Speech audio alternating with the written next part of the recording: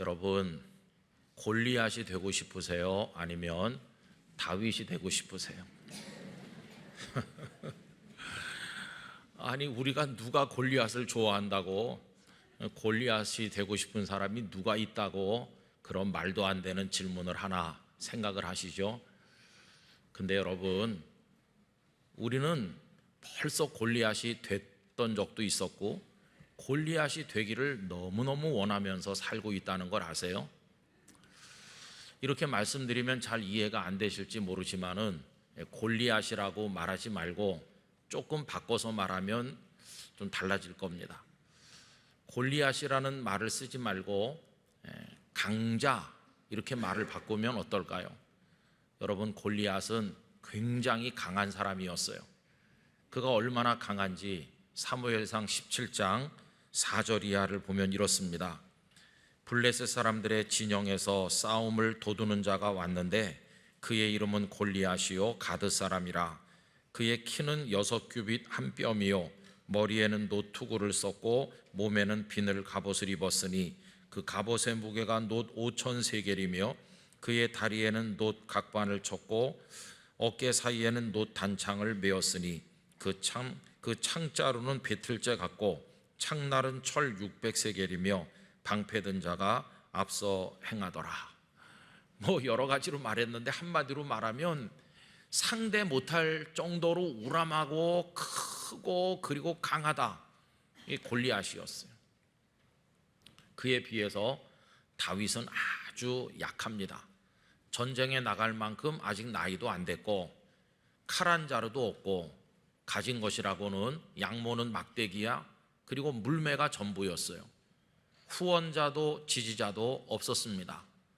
그가 아버지 이새에게 사랑받는 자녀이긴 했겠지만 아버지가 그를 뭐 크게 기대하진 않은 것 같죠. 그냥 철없는 막내다 이렇게 생각을 하고 형님들 안부를 묻기 위해서 전쟁터에 갔다가 골리앗을 보게 됐고 그의 마음에 거룩한 분노가 일어나서 골리앗과 싸우는 것에 관해서 이야기를 하니까 그의 맏형님인 엘리압이 얼마나 무섭게 그를 책망하고 야단을 치는지. 나중에 사울 왕을 만났는데 사울 왕조차도 너는 안 된다, 너는 골리앗을 이길 수 없어 이렇게 말했습니다. 아무도 그를 믿어주거나 후원하는 사람 없었어요. 그냥 어린 애처럼 보였어요. 얼마나 연약해요. 그러니 골리앗은 상상도 못하게 강하고 다윗은 아주 약자고 그랬습니다. 그럼 이제 다시 질문을 해보는 거죠. 우리 성도님들이 골리앗 되기는 다 싫어하시는 것 같은데 이렇게 바꿔서 여쭤보겠습니다. 강한 사람 되고 싶으세요? 아니면 아주 약한 사람 되고 싶으세요? 이렇게 여쭤보면 답이 다르겠죠. 근데 뭐 여러분들의 답을 안 들어도 제가 다 알고 있어요. 우리는 다 강한 사람이 되고 싶어 하고 있습니다. 지금까지 살아온 게 그렇잖아요. 새벽부터 밤까지 뛰어다니시면서 어떻게 해서든지 자식들 공부 좀 시켜보려고 애쓰신 이유, 강한 사람 되고 싶어서죠. 우리 가정이 좀 강한 가정이 됐으면, 부모님의 그 수고를 아는 일찍 철든 자식들은 막 코피를 쏟아가면서 열심히 공부하는데 왜 그런가? 집안을 좀 일으키고 싶으니까, 성공하고 싶으니까요. 그리고 조금 힘 좀 있고 그리고 사회적 영향력이 있는 사람 누구 있으면 어떻게 해서든지 줄을 좀 대가지고 도움을 좀 받고 싶어 했던 우리 그런 생각들 많았는데 그거 왜 그렇게 하는 겁니까? 이 약육강식의 세계에서는 약자는 견딜 수가 없으니까 어떻게 해서든지 좀 강해져야 살아남을 수 있으니까. 그래서 강자가 되려고들 노력하시지 않았어요. 여러분, 하나님 앞에 나와서 울고 또 울면서 가슴을 치면서 아버지 아버지 부르짖는 기도도 보면은 약한 것에 대한 탄식이고 강하게 만들어 달라고 하는 부르짖음 아니었나요? 강하게 해달라고 울부짖었죠. 서름당하지 않게 해달라고. 그래서 조금 이렇게 형편이 좋아지고 뭐 자식들도 좀 잘 되고 그러면은 하나님께서 나에게 복을 주셔서 내가 강해지는구나 이렇게 기뻐하지 않았습니까? 하나님께서는 복을 주시는 분이시고 복을 받으면 당연히 강해지는 거고, 그러니까 그렇게 되는 사람은 하나님을 잘 믿어서 그렇다.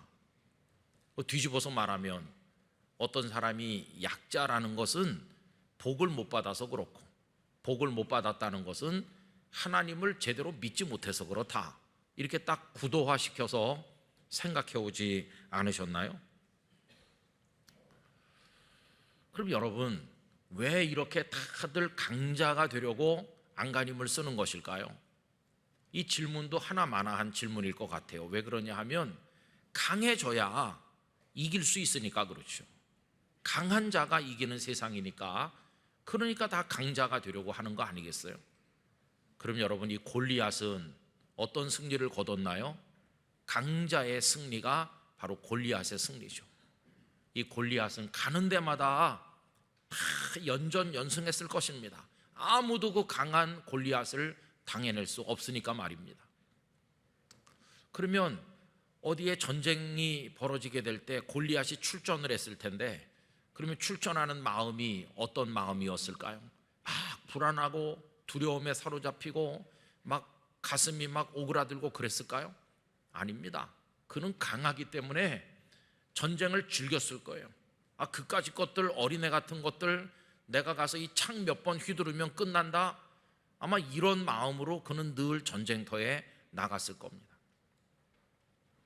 그럼 이제 한 가지 더 생각을 해봐야 되는데, 강하기 때문에 당연히 이기는 골리앗, 언제나 이기는 골리앗에게 이기고 난 그 다음에 짜릿한 승리의 기쁨이나 눈물겨운 감격이 있었을까? 이렇게 질문을 해보면 그 답은 뭘까요? 여러분, 이기고 난 다음에 감격이나 눈물이나 이런 거 없었을 겁니다. 왜 그러냐 하면 당연히 이기니까요. 늘 이기니까. 그래서 골리앗의 승리, 다른 말로 바꿔서 강자의 승리는 어떤 승리냐 하면 당연히 늘 이긴다. 그리고 이기고 나도 별로 짜릿함이 없다. 당연히 이기는 거니까. 이게 골리앗의 승리요, 강자의 승리가 가지는 특징이라고 말할 수 있습니다. 자, 이제는 우리 얘기를 좀 해봐야 될 차례인데요. 지나간 몇십 년 동안 우리 한국 교회는 골리앗을 그렇게 싫어하면서도 골리앗이 되고 싶어 했고, 또 실제로 골리앗처럼 강하기도 했습니다. 구한말에 이 땅에 복음이 들어온 이후에 다 우리 국민들이 글을 읽을 줄 모르고 뒤떨어져 있었는데, 눈을 먼저 뜬 건 성도들이었어요. 교회 다니는 사람들은 글을 깨우쳤고 자극을 받아서 학교를 세웠고 자식들을 공부시켰고, 이런 훈련을 받은 우리들의 자녀들은 다 사회 각계각층에 나가서 민족지사, 우국지사들이 됐고, 나라를 건져보려고 하는 지도자들 대부분이 다 기독교인들이었어요. 그리고 여러분, 해방이 되고 나서 혼란기에 전쟁이 있었는데, 그 전에 우리 남쪽에만 대한민국이 건국이 됐잖아요. 근데 대한민국이 자유민주주의라는 깃발을 들고 건국이 됐는데, 그 배후에는 기독교 국가라고 하는 미국과 서방의 여러 나라가 있었습니다. 자연스럽게 기독교가 우리 대한민국 사회에서 힘을 가지게 됐어요. 숫자로는 다수가 아니었지만은 그럼에도 불구하고 이 기독교는 우리 사회 여론을 형성하는 지도층에 많이 포진되어 있었고, 행정부, 입법부, 사법부 할 것 없이, 그리고 군대, 그리고 정치, 경제, 사회 여러 분야에 하여튼 기독교인들이 많이 포진해서 우리 사회를 이끌고 나갔습니다.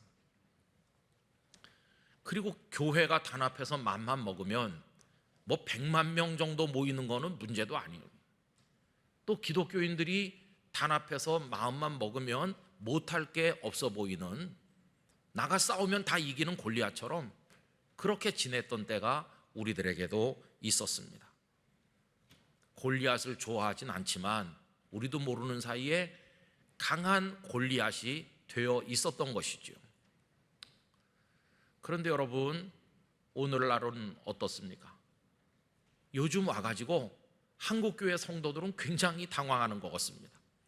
왜 그러냐 하면 지난 세월에는 아주 강해서 뭐든지 할 수 있었다고 하는 게 우리들의 모습이었는데 지금은 아주 연약해져 가지고 할 수 없는 게 너무나도 많다고, 이제는 내가 약자구나 이렇게 생각하는 데서 오는 당황, 두려움, 그걸 많은 사람들이 느끼고 있는 것이죠. 그럼 여러분 여기서 신앙적 질문을 해봐야 되는데, 자, 그럼 우리가 약자가 되고 있다고 합시다. 한국 교회도 그렇고 나 개인도 우리 교회 공동체도 약자가 되고 있다고 이제 전제를 해놓고, 그럼 여러분 신앙적 질문은 이겁니다. 약자가 되는 게 나쁜 건가? 약자가 된다고 하는 게 슬픈 건가? 이게 신앙적인 질문이에요. 여러분 어떻게 대답하고 싶으세요? 아니 목사님, 강자가 되는 게 좋은 거지 무슨 약자가 되는 게 좋은 거겠어요? 이렇게 생각하시겠죠. 그런데 여러분, 약자가 되는 게 그렇게 나쁜 것만은 아니에요. 왜 그러냐 하면요, 골리앗 싫어하시잖아요, 그죠? 그러면 다윗 좋아하시잖아요. 그렇죠? 다윗 싫어하세요? 다윗 좋아하시잖아요. 그죠? 약자가 되고 있다는 건 우리가 다윗이 되고 있다는 뜻이에요. 다윗처럼 나도 연약해지는구나, 그렇게 나쁜 건 아니에요. 다윗이 되는 거니까, 그죠?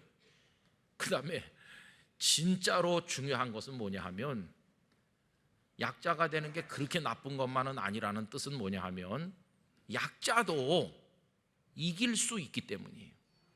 약자라고 다 지는 게 아니기 때문에, 약자도 이길 수 있으니까.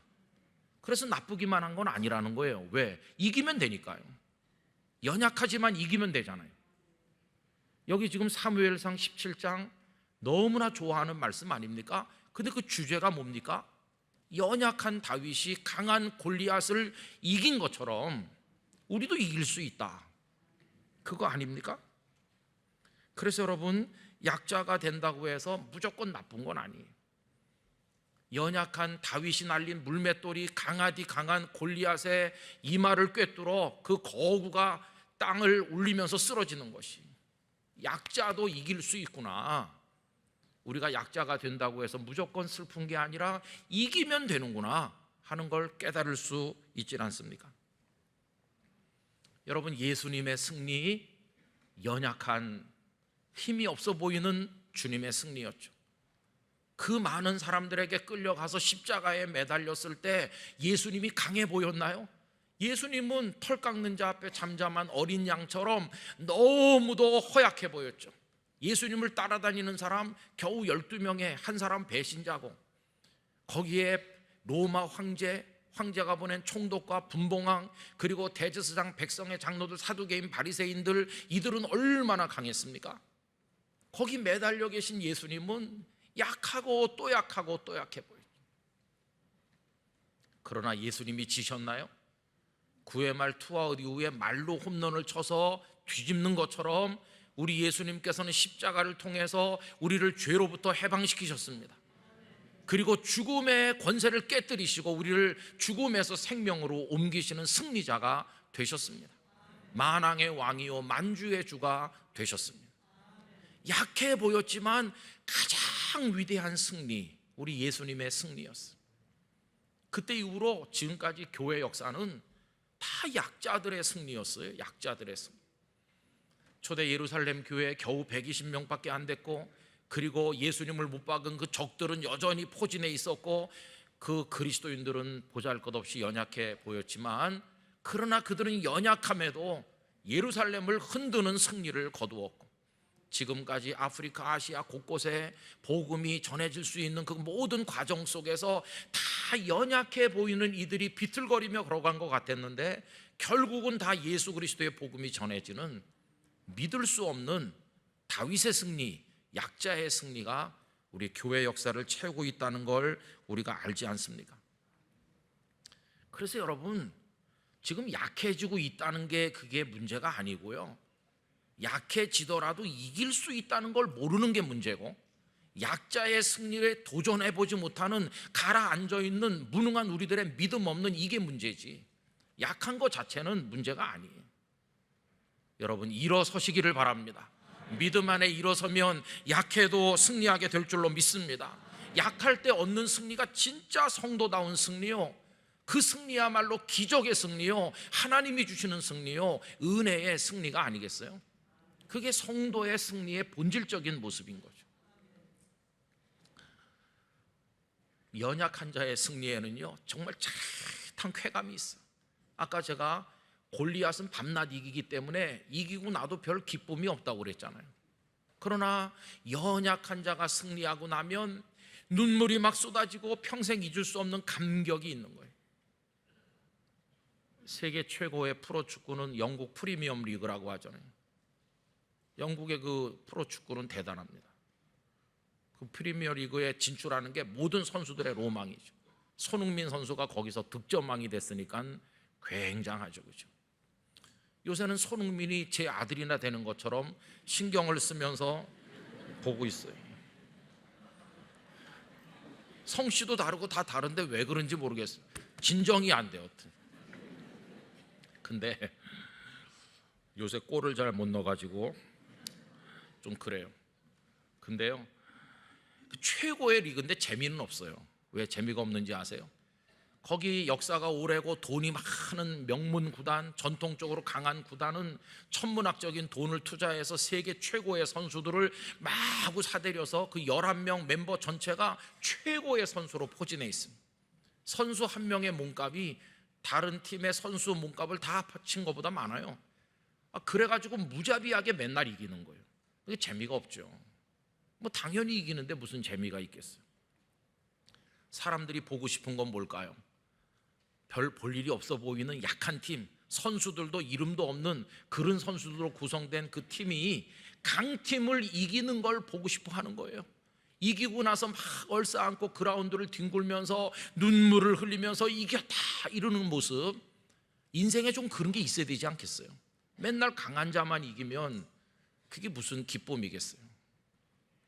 그런데 여러분, 지난 8월 14일 날 브렌튼 포드라고 하는 정말 보잘것없는 팀이 최강의 팀 중에 하나라고 하는 맨체스터 유나이티드를요, 거기 호날두라는 선수도 포진하고 있고 그런데 이 연약한 팀이 4대0으로 이겼어. 4대0. 우와, 난리가 났어요. 뒤집어지는 거예요. 그 축구가 재밌구나, 그런 생각이 드는 거예요. 얼마나 짜릿한 승리입니까? 강한 자가 이기는 데는 감각이 없지만 약자의 승리에는 말할 수 없는 감격이 있는 것이 프리미어 리그를 뒤집어 놨죠. 여러분, 우리 영락교회 성도들의 승리도 그런 승리가 되기를 원합니다. 약하지만 이기는 법을 배워야 되는 거예요. 약하지만 이길 수 있다는 걸 깨달아야 되는 것입니다. 그 감격 어린 승리의 기쁨이 우리 머리끝부터 발끝까지 우리 신경을 자극했을 때 하나님 감사합니다, 이게 터져 나오는 것이죠. 맨날 강해가지고 저절로 이기는 건 너무 싱겁잖아요. 그래서 여러분, 약해지고 있다는 거는 하나님의 기적을 경험할 기회가 다가오고 있다는 뜻이에요. 그래서 너무 슬퍼할 필요 없어요. 그러면 다윗의 그 약자의 승리는 어떻게 얻어졌나요? 첫째는요, 포기하지 않았기 때문입니다. 사울왕과 이스라엘 군인들이 전부 다 토굴 속에 들어가서 골리앗 앞에 얼굴도 못 내밀고 다 포기하고 있는데 다윗은 골리앗을 향해 나갔잖아요. 포기하지 않는다. 여러분, 지금 한국교회를 애워싸고 있는 이 불신앙의 세계, 무신론의 세계, 이런 악한 세계가 우리를 애워싸고 있지만 이 땅의 성도들이 포기하지 않아야 되는 것이에요. 그냥 탄식하면서 현실이 이렇다 이렇게 말하고 일어나면 안 되고, 그럼에도 불구하고 우리는 나가겠다 이렇게 돼야 되는 거죠. 그래야 승리가 오는 거예요.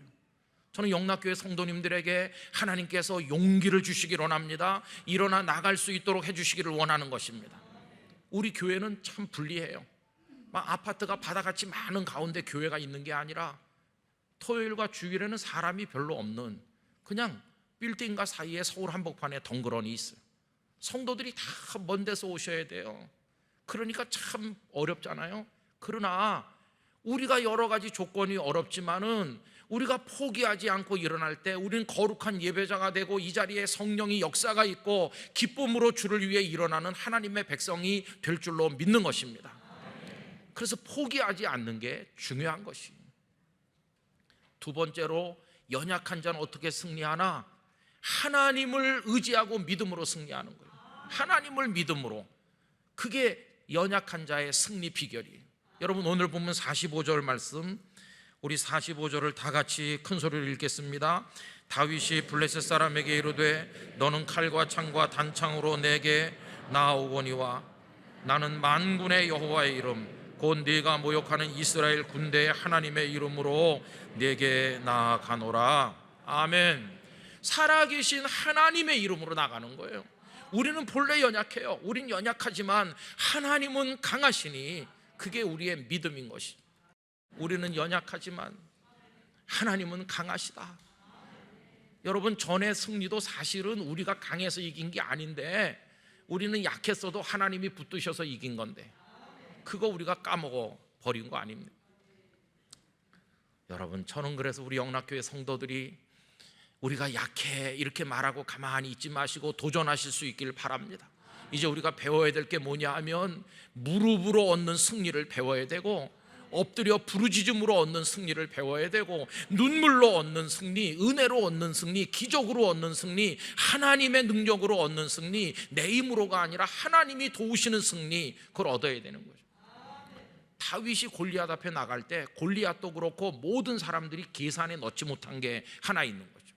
저 어린애 아무것도 가진 것도 없는 보잘것없는 애, 젖비린내 나는 애다 이렇게 생각했지만 그들이 모른 게 뭡니까? 그 옆에 하나님이 계시다는 걸 골리앗도 모르고 아무도 모른 것이. 그러나 다윗 옆에 하나님 계시고 하나님 옆에 다윗이 있었던 것이. 우리 영락의 성도들이 하나님과 한편되고 하나님을 의지한다면 그 앞에 무릎 꿇고 눈물로 부르짖는 법을 배우기만 한다면 우린 연약하지만 이기게 될 줄로 믿습니다. 그 믿음을 가져야 되는 것이. 여러분 전쟁은 사람의 강함과 약함의 계산에 달려있는 게 아니라 하나님께 속한 것이라고 여기 47절에 말씀하지 않았습니까?